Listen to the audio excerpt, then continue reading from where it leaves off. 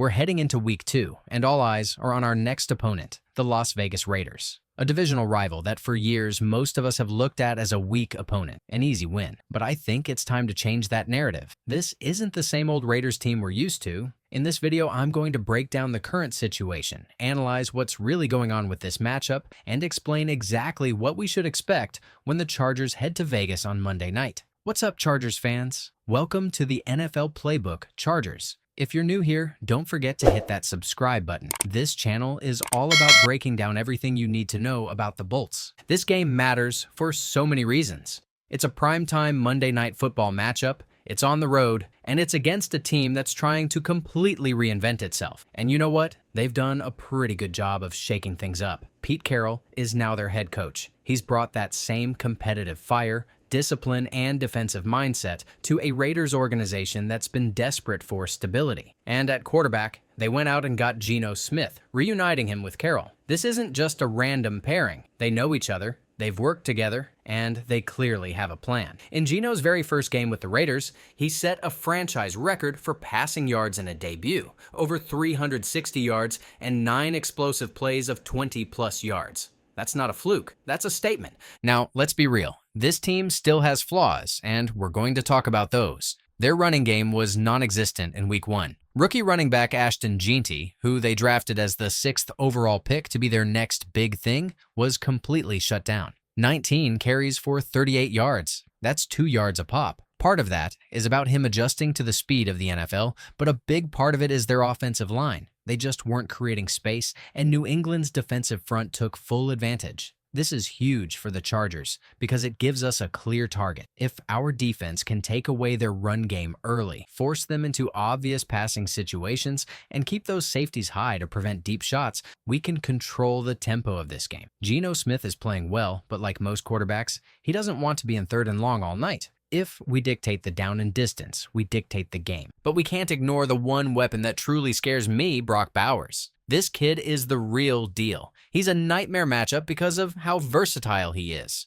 One snap, he's lined up as a tight end. The next, he's split wide like a receiver. Then, he's motioning into the backfield. He's like their version of Travis Kelce, but younger and even more athletic. Last week, he put up over 100 yards receiving before leaving the game with a minor knee issue. He says he's fine, and I believe it. The Chargers cannot let him take over this game. That means being physical at the line of scrimmage, rerouting him whenever possible, and bracketing him on critical downs like 3rd and medium or in the red zone. Make Geno beat you by throwing to his secondary targets. If Bowers is held in check, the Raiders' offense becomes much more predictable. On the defensive side, the Raiders are built around one man, Maxx Crosby. And let me tell you, this guy is a problem every single snap. He's relentless. Last week alone, Crosby and his unit generated 27 quarterback pressures and 4 sacks. That's domination. Their entire defensive game plan is about getting you behind the chains so Crosby can pin his ears back and hunt. This means the Chargers' offensive line, especially rookie Joe Alt,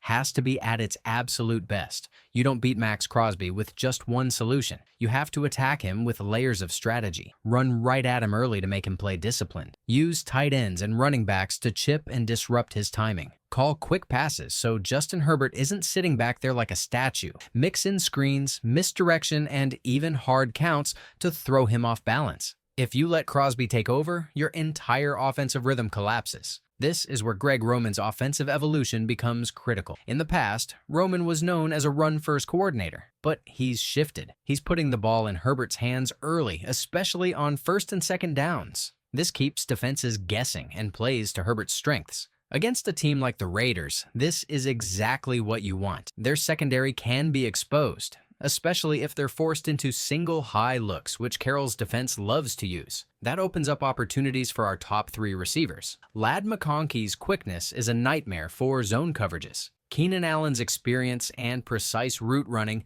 make him deadly against man-to-man, and Quentin Johnston is starting to blossom as a deep threat and yards-after-catch weapon. The key is spreading the ball around. If the Raiders try to double Allen, Johnston burns them deep. If they play soft to prevent big plays, McConkey eats them alive underneath. It's a pick-your-poison scenario. On the defensive side for the Chargers, one name has to shine: Khalil Mack. He's had some of his best games against his former team, the Raiders. He knows their tendencies, and he plays with extra fire in this matchup. Mack needs to disrupt Geno Smith's timing, but it has to be controlled aggression. Geno isn't a statue back there. If you rush wildly, he'll escape and extend plays. The plan should be to collapse the pocket, force him to step up, and funnel him into the teeth of interior stunts.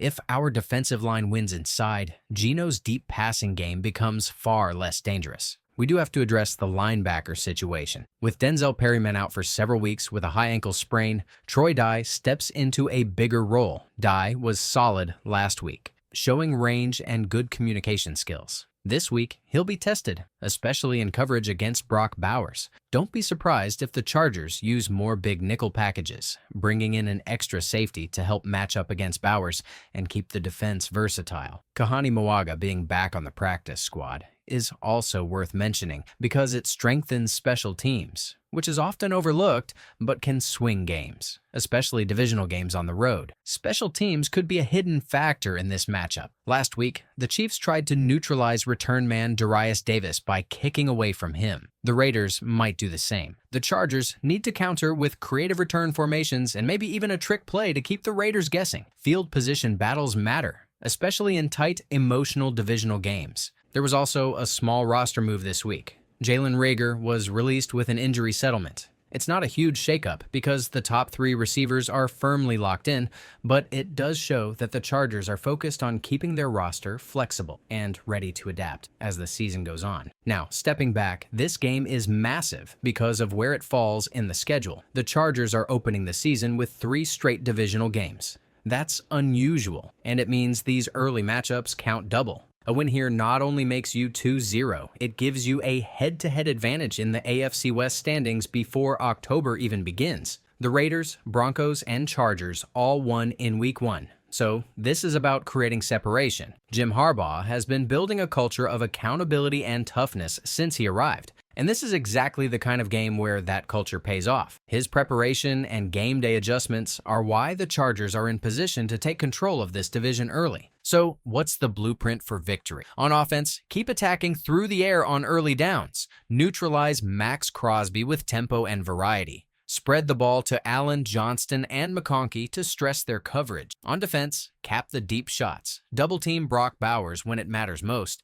and win the line of scrimmage with disciplined, coordinated pressure. On special teams, flip the field and don't let Vegas steal hidden yards. This won't be easy. It's Monday night in Vegas. The crowd will be loud, the energy will be chaotic, and the Raiders will be desperate to prove their new era is for real. There will be momentum swings, bad calls, maybe even a turnover that makes you groan. That's the nature of a Chargers-Raiders game. But if the Chargers stay focused, avoid giving up explosive plays, and keep the offense on schedule, they can take control in the second half. My prediction: Chargers win a tough physical battle 27-20, sealing it with a clock-chewing drive late in the fourth quarter. This isn't just a Week 2 game. It's a chance to grab control of the division, send a message to the rest of the league, and prove that this Chargers team is built for the long haul under Jim Harbaugh. Monday night in Vegas, under the bright lights, this is where you make a statement.